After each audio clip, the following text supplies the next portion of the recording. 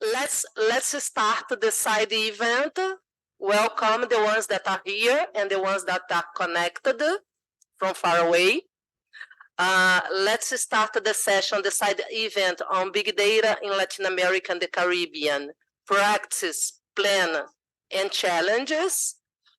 Today we will have 3 speakers. I will speak on behalf of the UN Regional Hub for Big Data in Latin America and the Caribbean that is hosted by the Brazilian Institute of Geography and Statistics in Brazil.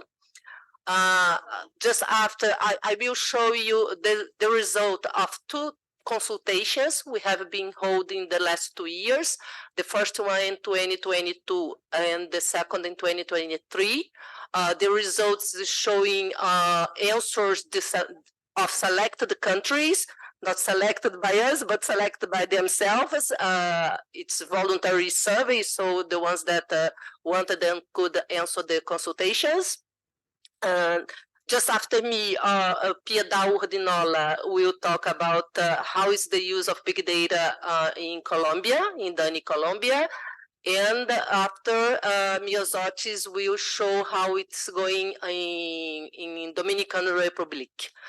Just after, it would be good that the other national statistical offices could share their experience. Can be the ones that are here, but also the ones that are connected. We have some people connected right now. So the floor will be open to the ones that want to contribute with the discussion. Thank you very much. May I have the presentation?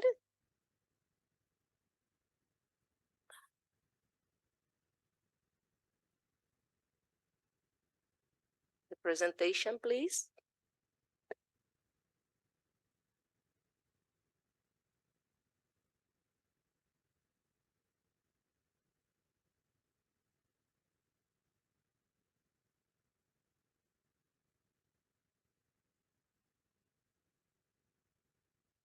Yeah, it's coming. Yeah. Yeah, it's almost here. And because I need it here, otherwise I don't see. I try to sit there. I cannot move.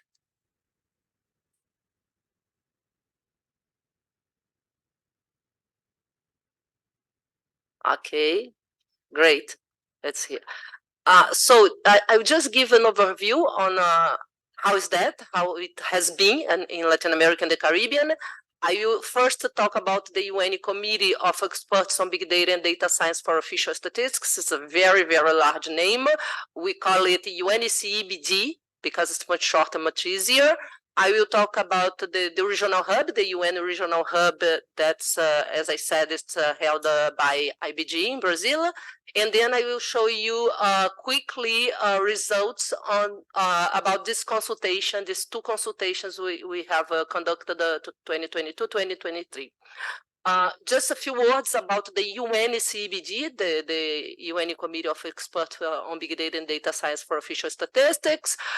It's an instance that was created 10 years ago, actually at the Statistical Commission of 2014. And the idea was first the Statistical Commission recognized the need of looking into different data sources.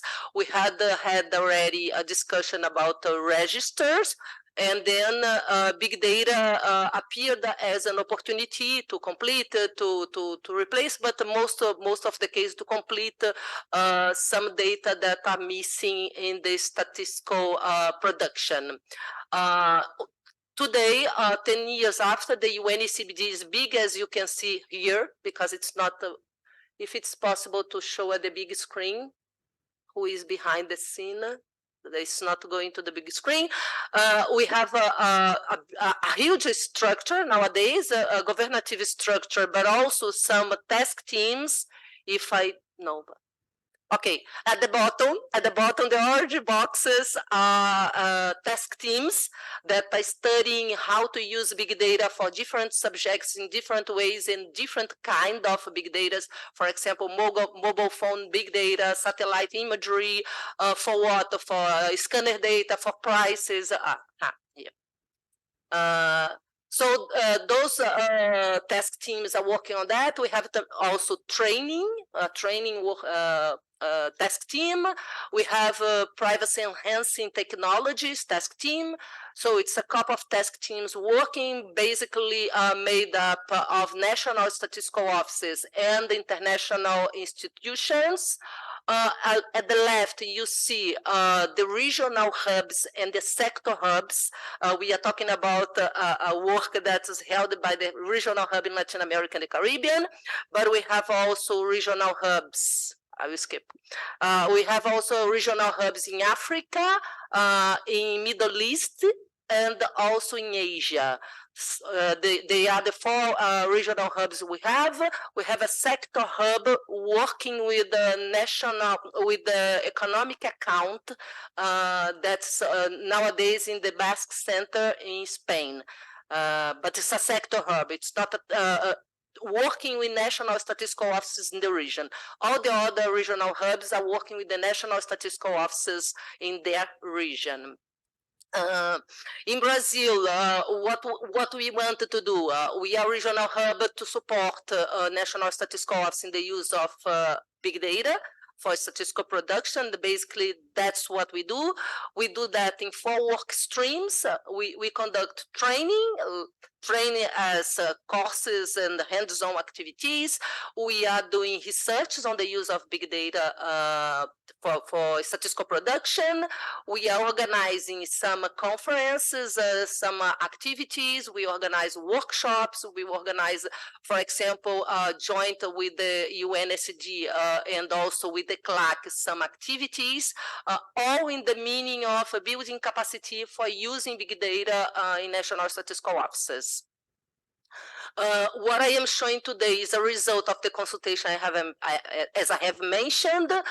That's one of the very important activities we are doing, because in this way we know what is the challenges, we know what the countries are doing, the national statistical offices are doing, we know the needs, and we can share. We know even if they have a capacity to help other countries.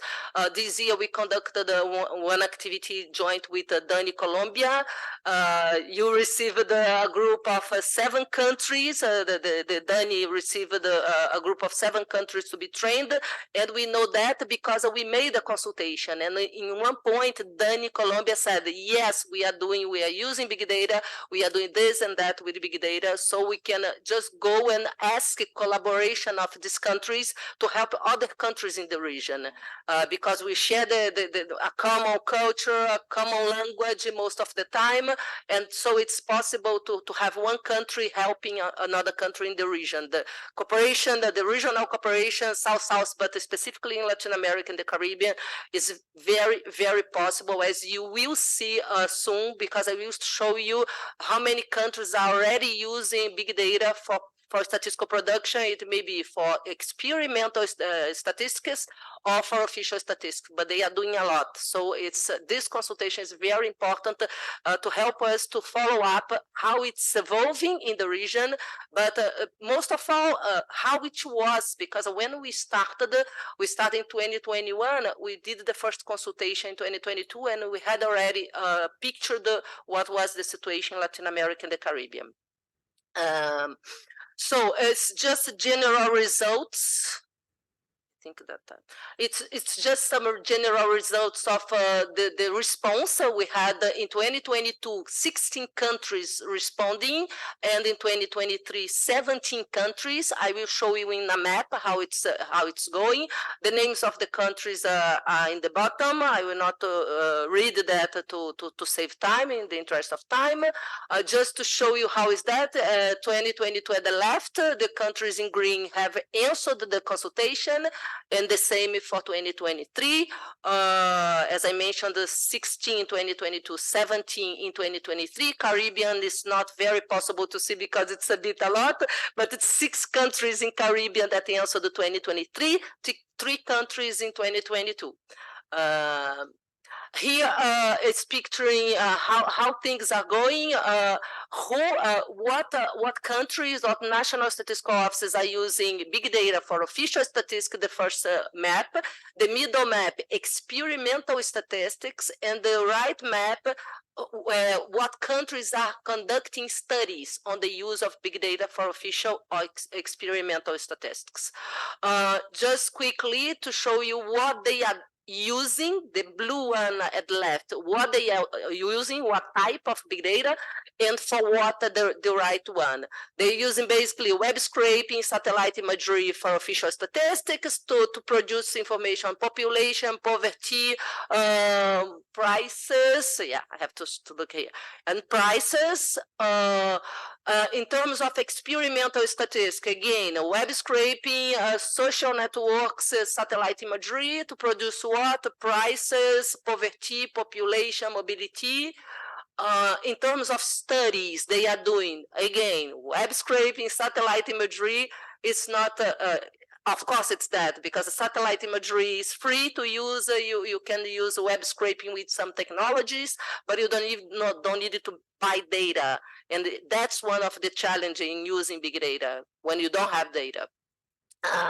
So just summarizing the challenges reported by the National Statistical Office are human rights, technological infrastructure, methods, financial resources, legislation, techniques for privacy enhancing technologies, interoperability of the big data with other kind of data, and knowledge of what big data is.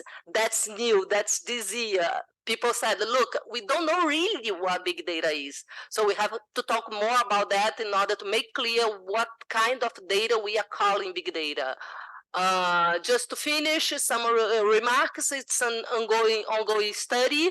So we have 2 years, but we intended to conduct that every year and to try to follow up that what we expect that the improvement in the region. We need to improve the response rate. I have talked to the colleague at CARICOM to improve, especially in Caribbean.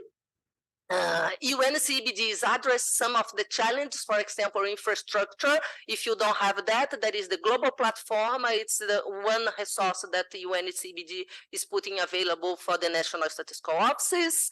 What we can see is that most of the countries in Latin America, in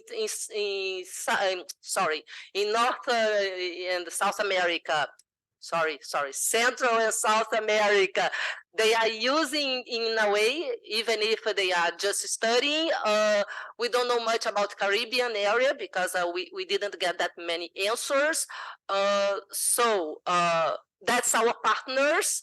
INERI, Dani, National Statistical Office in Paraguay, our direct partner. We are partnering with all the national statistical offices, but they are supporting us at the regional hub, being part of a structure that we have, our advisory board and other kind of instances.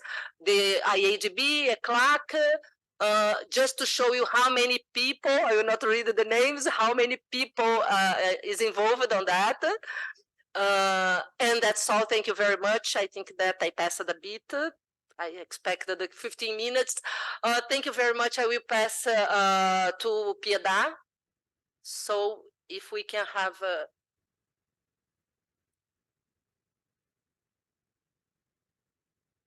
Okay, Piedad is picturing what's going on in Dani, Colombia. Well, thank you very much. You have the floor. Thank you. Thank you. Well, while the presentation pops up, I just want to talk about what we have advanced in big data for Colombia. Okay, good. Here it is. So we started with the use of experimental statistics. We have already done some experimental statistics that come from projects that are either being undertaken and have an innovative aspect, either with new data or new sources or a new methodology or a combination of any of the three, or when we have to face a new topic or something that we have to measure for the first time. That's what we call experimental statistics. And under that figure, then we are considering experimental as they offer new ways of quantitatively characterizing this phenomenon in the 3 dimensions of the sustainable development, economic and socio-demographic and environmental for the country. You can find out our experimental statistics in the link that is there in the bottom of this slide, and you can download and see what we have produced. So among them, I want to point out that we start producing these experimental statistics because there's global, national, and subnational decision making that we're needing, and we are not producing some of this data, but by using any of these innovations that I just mentioned, we could. Second, we could measure and monitor SDGs, and that's very important. Third, okay, we can exchange and integrate data between and among institutions. 4, we can create linking points and new insights between data. 5, where we can promote investing and in capacity building. And finally, we can explore and leverage new data and sources. So from the creation and objectives that we have, it all started in 2019. We have legal creation of the group that's working with these objectives in 2019. It was modified by May 2020, and in the incoming months, we will have a new update. So the idea is to have innovation and collaboration in statistical processes, analysis of trends, good practices and standards, international standards to improve our processes, research and incorporation of cutting-edge methodologies supported by proofs and concepts, and articulation with technical directorates and working groups ranging from thematic definition to recommendations to optimize statistical operations. So the innovation in data and technology for decision making is something that we also want to work on, with emphasis on the use of non-traditional data sources, for innovative proposals, the integration of machine learning techniques for advanced methodologies, the use of data visualization tools to improve decision making, and applied research projects that look for modernization of the entity, strengthening statistical processes, and improve decision making with advanced data. So I want to point out this last point, because it's not only useful to produce the data, to create the indices, the SDGs that we have to do, but will also optimize our own statistical production. So by leading this modernization, strengthening statistical processes, and improving processes that we already do, machine learning, we are piloting some issues within the DANE, and we're already seeing good results for that.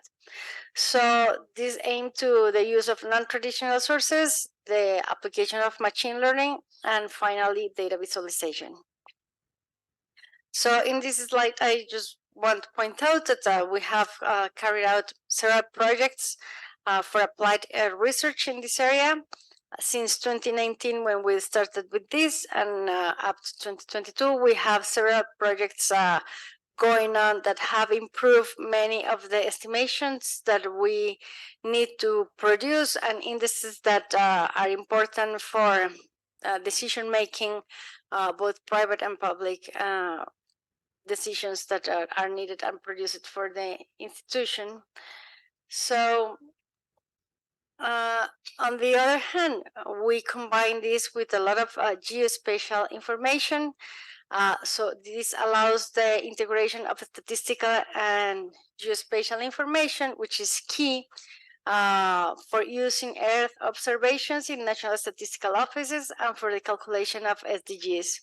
So it allows the production of indicators from NDGs, which could otherwise be technically or financially very difficult to calculate.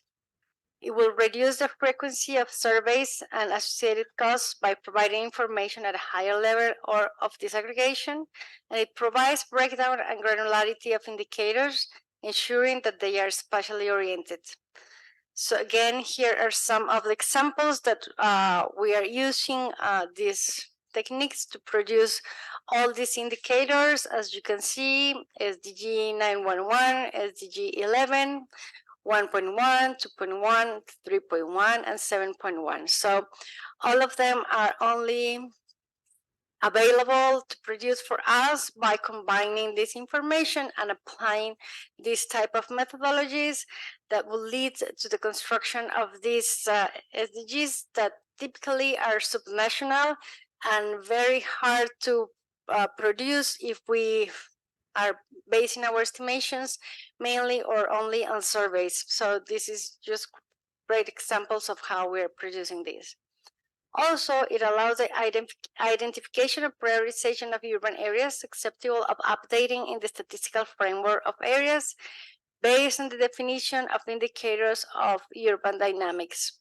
So things like urban soil density or expansion of the landscape, imbalance of population and urban growth, and spatial autocorrelation with the within statistical operations are also great uses that we are benefiting from these methodologies.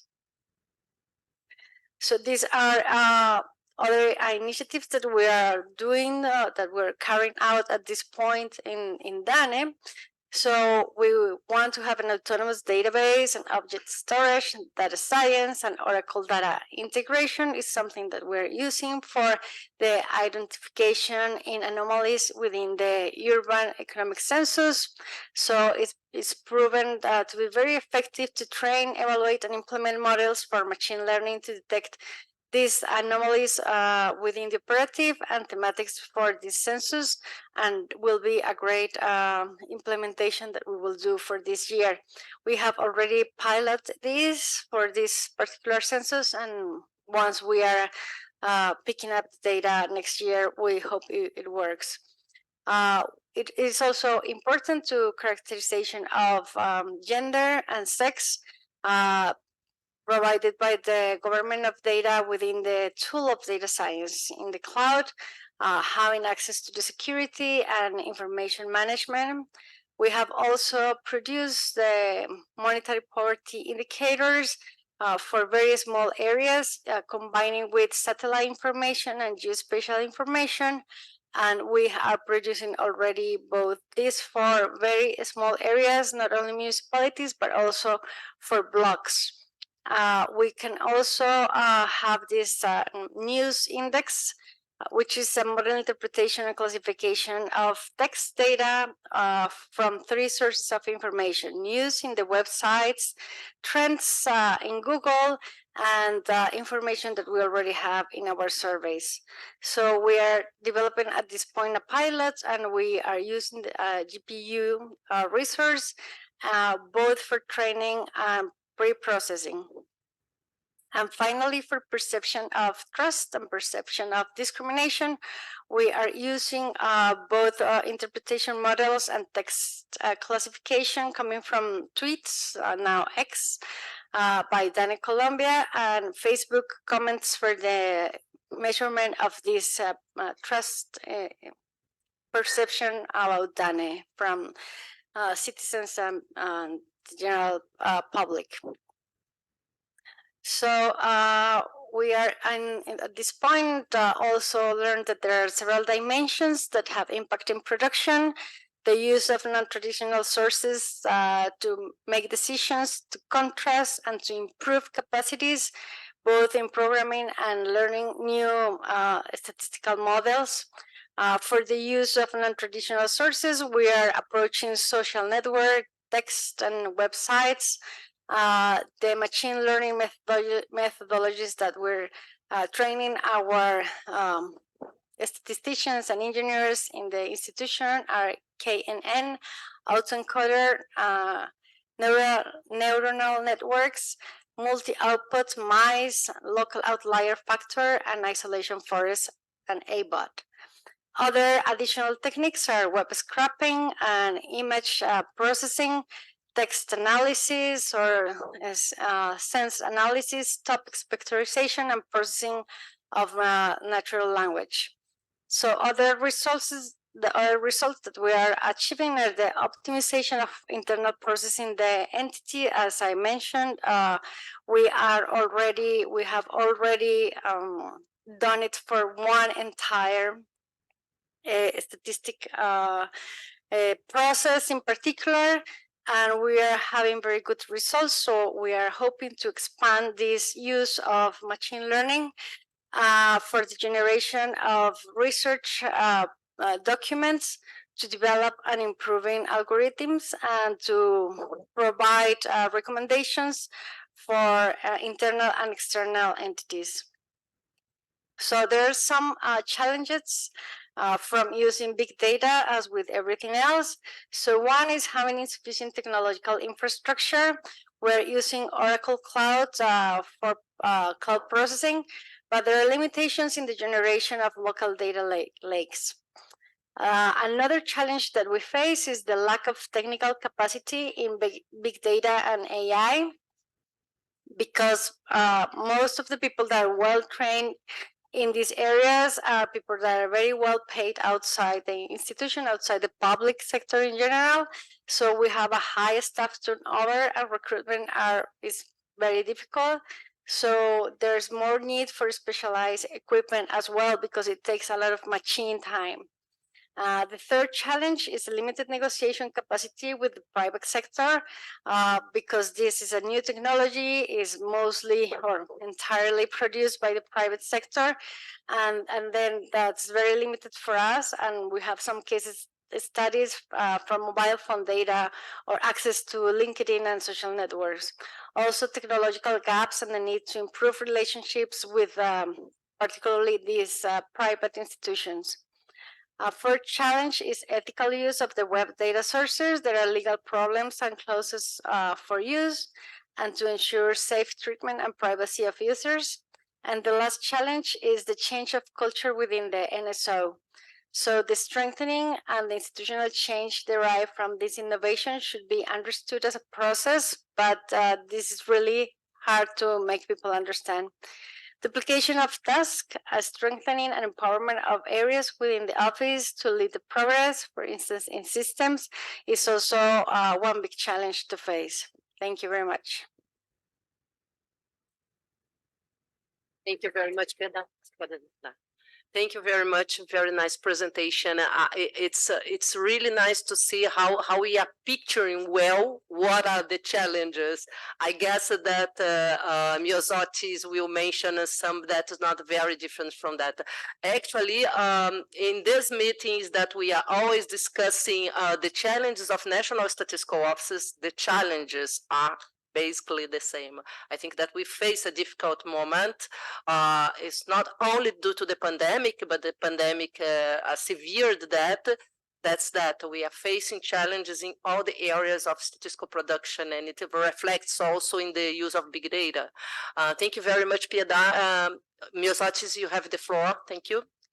Thank you, Andrea. And also I want to thank you and the Hub for the invitation to the Dominican Republic National Statistical Office to share with you our little step, in all those issues about the big data. And one thing I want to share with you is that we recognize that it was very important to use the data, the non-conventional and non-traditional sources to generate to produce statistics. And in the case of the Dominican Republic, I remember when we arrived to the government that we started to do a kind of working with the analysis of sentimental analysis of the Twitter, Facebook, and social network about prices, and we are making a small report for our minister, and each week. And because there was a lot of issue around the prices of the basic products in the Dominican Republic, and at that time, one of the things that the minister talked to us is that it will not well received because there was a lot of the sentiments were not good about it. So try to give to the decision makers, try to present those information about those kind of analysis that was very new, and they were not like open to start a conversation about that.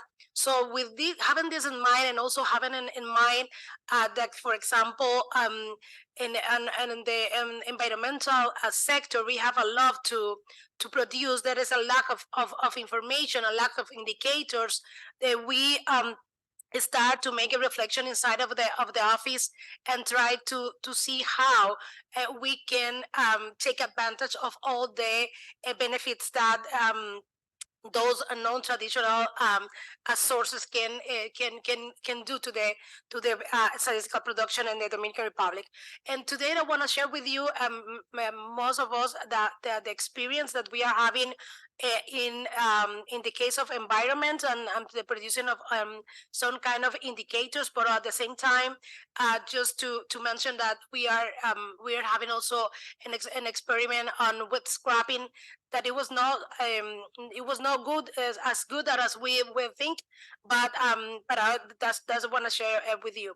And then this first slide that you are seeing, one of the issue that for all the lesson that we are learning in the Dominican Republic is that it is necessary to plan all those things that you want to do. But it's important, and we know that it's important also that this production process of the statistics. But when you have to use those new traditional, non-traditional and sources, it is very important, because it's like an investment that you are doing, and not all the time you know if it is going to be okay and if you are not going to have all the resources that you need, and technical resources, human resources, to go around those kind of experiments that you have. And what we're doing in the case of environmental indicators that we were working is also to have this preparation, to planning to do a kind of research, that our team is doing in order to see what is the best, the best information that we have, the best good practices that we have in turn to adapt to the Dominican Republic and try to moving forward. And then that is important when you identify what you wanted, is the training and the continuous learning that that our team is doing, and that was very important for us. Like it is something that is to the next one, that is obtaining information for non-traditional sources, is this learning by doing. No, because it's not just that the team is training themselves, but they are training with the purpose, and they have at the end of the exercise something that they produce. And that is also very important to encourage the team to continue, because there is also around this kind to work with the good vibes for the team, and they try to move forward. And we have a lot of young people working on environment department, so there's all the time they need challenge, they need to see that they can they are doing something different and is innovating for them.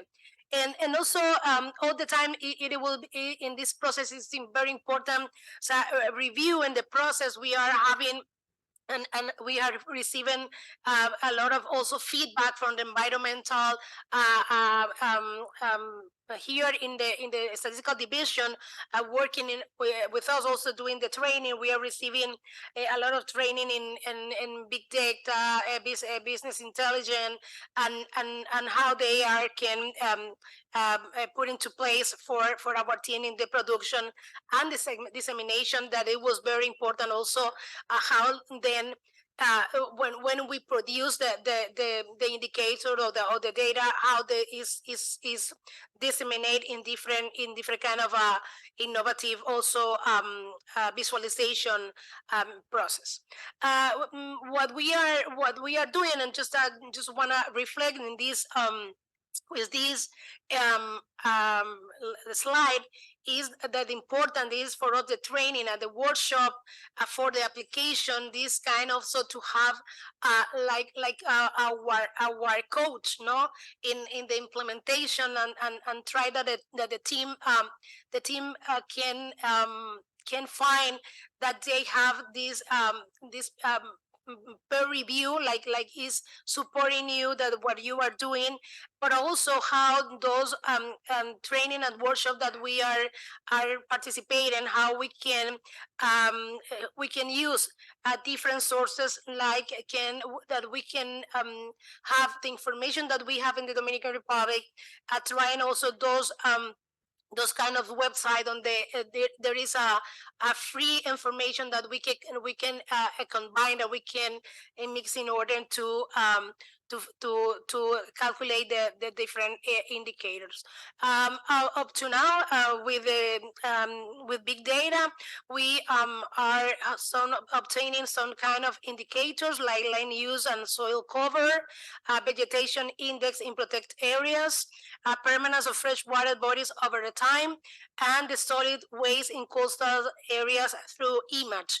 And with this one, is very important that we are using of drones in order to catch the image, and also working between our environmental department, but also with the geospatial department, trying to combine different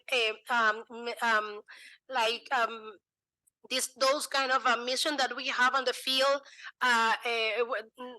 Is also a learning between two departments, doing a cooperation inside the office, and the reason is very important. And just to give you an example, we are calculating this with this promise, with the sargassum, that is very important for the tourism in the Dominican Republic, and how we can now given to the decision maker information about the density, and doing a kind of infography, having a dashboard, no, in order to collect information and give a kind of information to the decision maker. What is the main challenge? And as you mentioned, Andrea, and also Piedad, it is very, when I saw the slide of Piedad from Colombia, I saw that it's like the same to us, but at the same, it's very interesting that we have the same challenge, because we can collaborate now. So it is an opportunity. If it's somebody that is very different, so it will be maybe some kind more difficult, but you have a community, you can learn from each other's, and there is not that who is ahead from the others, no. And that was very important. There was a 2 weeks ago or 3 weeks ago, there was in Dominican Republic the library, the book fair, and there was an interesting presentation about the progress, no, because progress, when you think progress, you left behind the others, but we don't, that is not something about progress, it's something about development, it's something about the transform our society. And I think that in the case of big data, we have an opportunity also to strengthen the collaboration that we have as a region.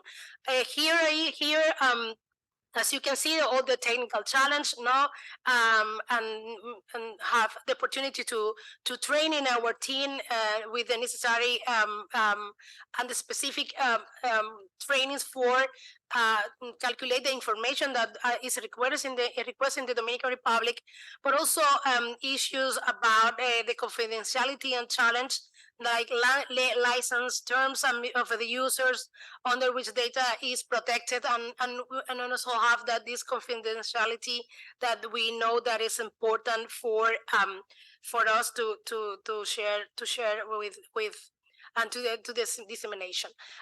As I told you, there was an experience also with scrapping. We're working with financial doing a financial institution in the Dominican Republic, but I don't know going to deeper to this experience, but the learnings, the lesson learned that I share with you now is from both experiments and whether we identified that there is an opportunity for the use of data so that we can trying to continue with this kind of experiment that we are interested on it, that we connect with an ecosystem of institution, and it was very important because there is a possibility and capacity of exchange and generate of automate information regardless of the modality, except for the environmental issues.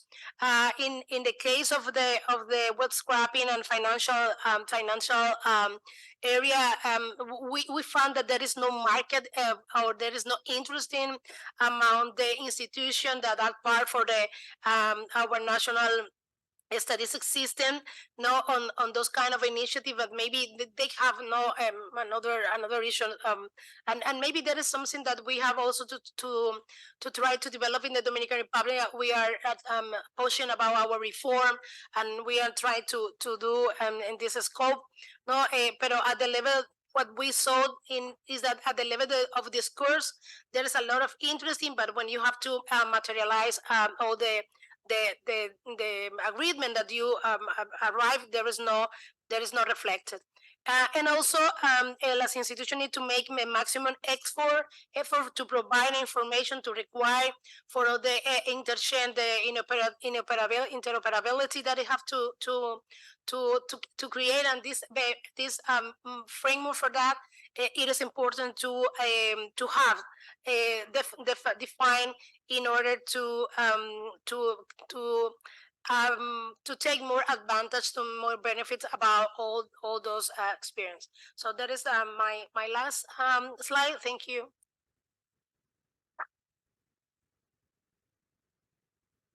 Thank you very much. Thank you, Miazotis. Thank you, Piedad, for keeping the time. It's very important to come back and always remembering the challenges, because we have a very few money. We need to know where to put it. So to look into our challenges, institutions that are supporting national statistical office like IADB, like ECLAC, on the use of big data or any other kind of data. It's very important to share with them, because it's a way of knowing where to put the investments that we don't have that much. I would like now to open to other national statistical offices that wanted to make any comment or to say a bit about how is that using big data at the National Statistical Office. If anyone wants to say a few words to share with us, or if you are not doing, what are the challenges you can see, in what way we could in terms of UN regional hub help the countries to start a project with big data. As I said, UNCBD, UNSD through UNCBD already addressing some of the challenges. They have the expert group on privacy enhancing technology. That's very important. Another one on training, and another resource we have is the global platform. So for the countries that have face issues in terms of infrastructure, they can count on the global platform that belongs to this structure of UNCBD. Yes, now I would like to open to the countries. I don't know if there is someone online that wanted to make a question. There is a question.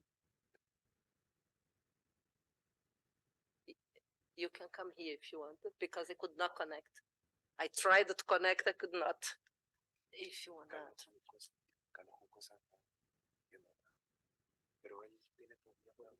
Okay. Okay.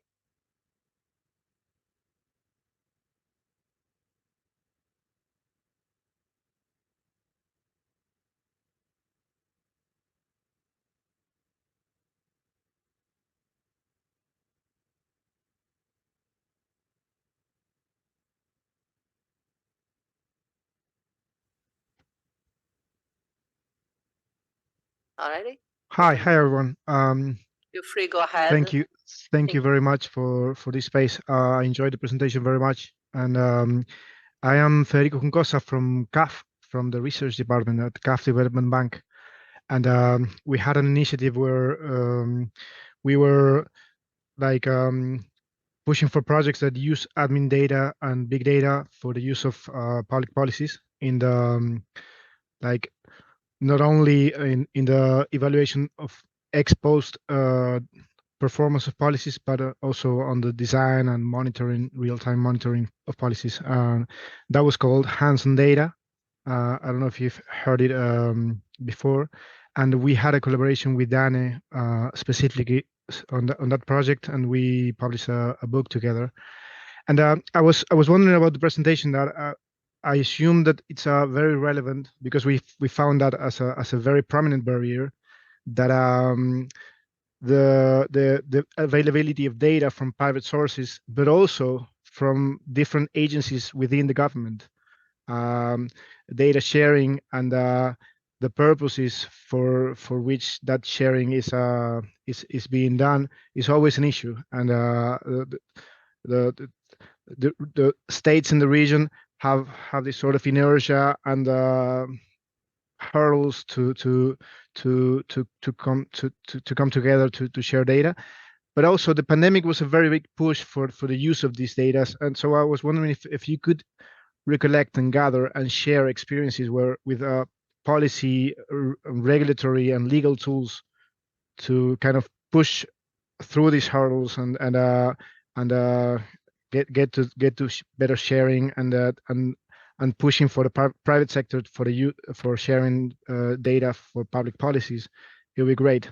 It would be great to have that as a common knowledge in the region. Thank you very much. Do you, Piedad or Miosotis, want to address? Well, indeed, during the pandemic, we created a geo-visualizator with some socio-demographic and economic characteristics of the households that was produced at the level of block. So that was very important for policy making, for policy decisions, as it provided the vulnerabilities of households at this very small level. And it was very useful for policymakers to bring or try to cover the necessities that household had during the pandemic. So that was kind of a push, as you said, due to the pandemic. And those methods have also been used, as I showed in the presentation, for the production of other geospatial data combined with socio-demographic information. Thank you very much, Piedad. Do you wish?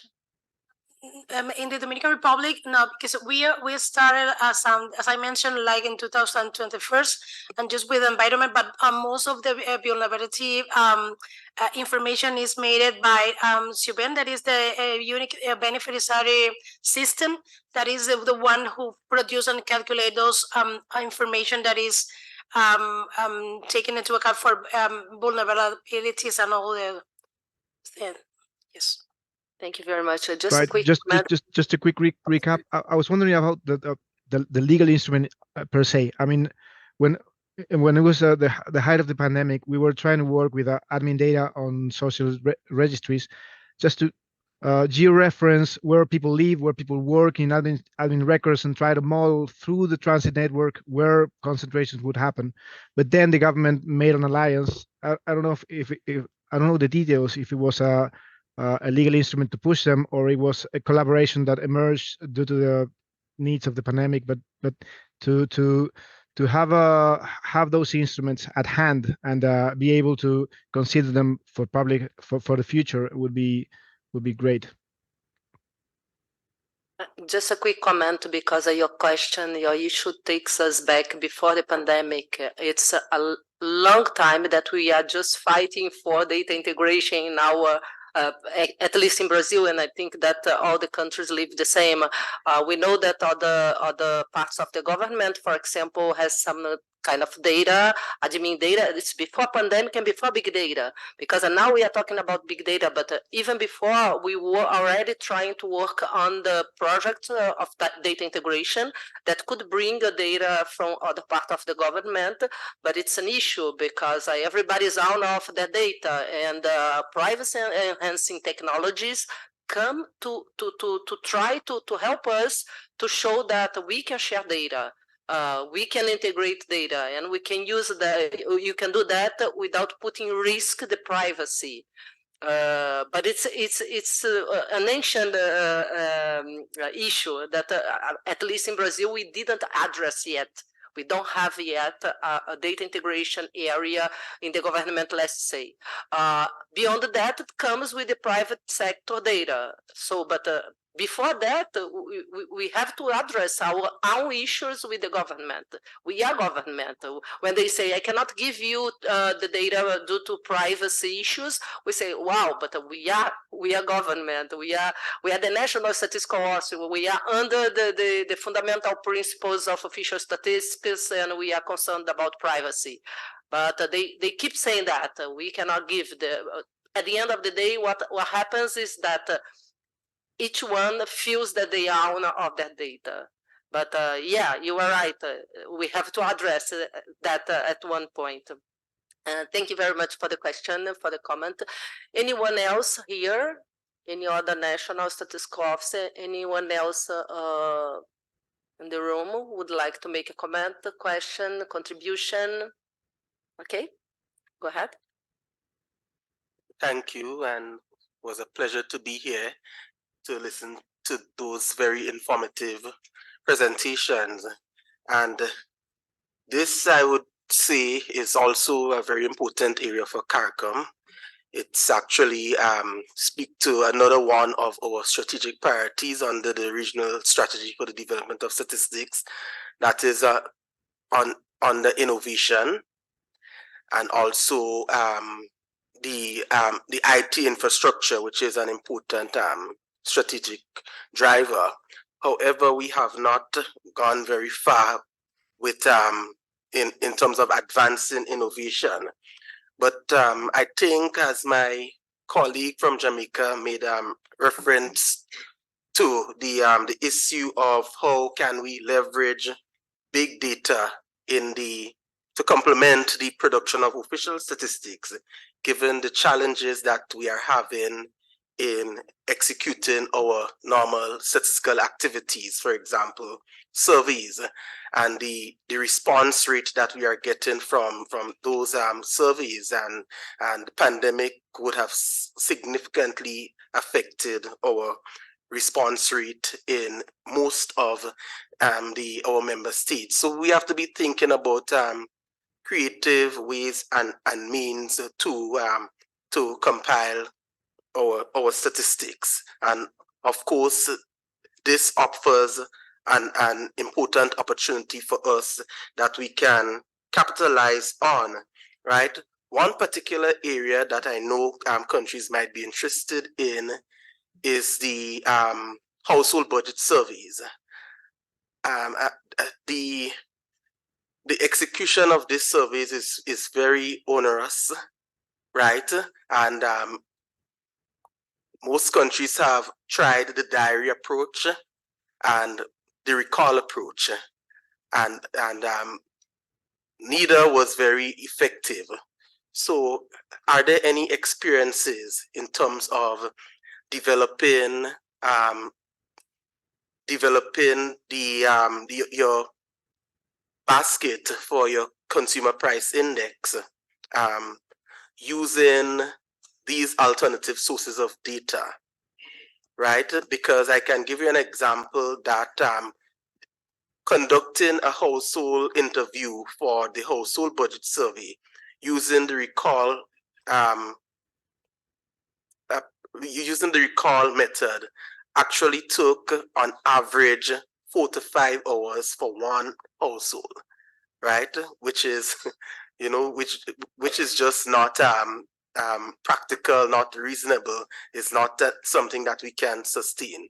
So we're interested, very highly interested in knowing how we can develop this area so that we can capture information that would inform our expenditure patterns to develop a basket for consumer price index, right? Also, I would say important for us is training and capacity development in this area. And I think there was an initiative under the project for regional advancement of statistics in the Caribbean, which was being executed by Statistics Canada. There was actually a training in data science in collaboration with the Office of National Statistics Office in the UK. So I think we need to build on this work to ensure that that the capacity is there within the sub-region, right? Also, we can consider establishing centers of excellence that could assist in developing this this capacity in our member states.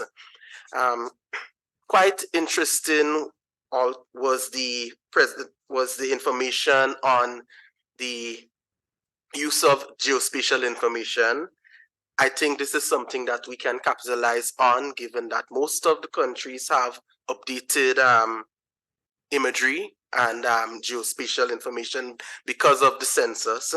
So our production of the SDG indicators in CARICOM is rather low, and I see this as a low-hanging fruit that that we could actually capture information on these indicators, where we can use the imagery that is available to produce those. I could also speak to well, access to big data could be an issue, but I think there is an opportunity for us, because I've been in discussion with the CARICOM private sector organization, who have expressed their willingness to collaborate with us. So I think they could use their influence to probably leverage this sort of access that you would need from the private sector to access big data. But obviously, as you indicated, there are confidentiality issues that the private sector will be concerned about. So we need to be able to allay those concerns, right? Well, as indicated, there is a lack of capacity in the analysis of this type of data. However, recently we have discussed with one of our organizations, Caribbean Youth Council, that do a lot of research, and they indicated that they have access to a lot of the human resources and the expertise in terms of data science and machine learning and so this is one group that we could collaborate with in terms of doing greater research in this area. But of course, going forward, we would have to continue collaborating and so to see how we can develop tools that would be of benefit to the CARICOM region. Thank you. Thank you very much. Just quickly, I didn't mention in the interest of time, but we have been holding training. We had a training in 2022 delivered by IBG on using web scraping for prices. So you can reproduce your basic basket and also the CPI. The part that is online is available because there is recordings. And this year, we just delivered the training on the use of satellite imagery for the indicator 1171, and it was delivered by Dani, Colombia. And the online part is also available because we have recordings. So if you want to have a look at that and share with the countries in the region, feel free, because it's on the website of the regional hub. That's just hub.ibg.gov.br. It's easy to find it, or go into the website of the UNCBD, you find also that. I will just close, but sorry. Pass. Just to add, so we are planning through a development account, trying to do another round of this training in this kind, and maybe we can invite some countries from the region, from the Latin America, and from the Caribbean, of course. Just we have to see arrange that. the ranges. This train was delivered in Spanish. Maybe we can have another one delivered. I talked to Danielle, we talked together yesterday, deliver one in English, because one country from Caribbean just registered. When saw that was in Spanish, they quitted. So maybe we can have a round in English. With trying to do it with translation, just to have this opportunity to have the two, Spanish and English speaking countries. Perfect. Thank you very much, Rolando. I will give the floor to Freddy and we close because everybody may be hungry. I know. It'll be brief. Thank you, Andrea, again from the Global Partnership. So my comment is related on how we make linkages on the different agendas that we have. So when we talk about data and big data, that's kind of an agenda that is talking to each other, but then we have the AI agenda. And we see in some conferences and events that they don't take into consideration sometimes that data is the basis for AI. So we need to actually be very much involved in these conversations, especially from the stats community as well. And also the other agenda that should be in the focus when we discuss about big data is the digital transformation, which is also based on data. So these kind of discussions, since we are part of the statistical community, we have to also be part of these discussions so that they are not working in silos, but rather that the statistical community is involved in this. And then just finally to mention, as I said in the previous intervention about the training that we have on mobile data operators that is coming up in the next few weeks. I know it's not for the whole region, we have a number of countries, but this is actually the first exercise that we're planning to have, and probably next year we'll have a second round on mobile data operators, which is actually big data as well. Thank you. Thank you very much, Freddy. Thank you very much, Miosotis and Piedad, and everybody that studied here and also connected. So thank you very much.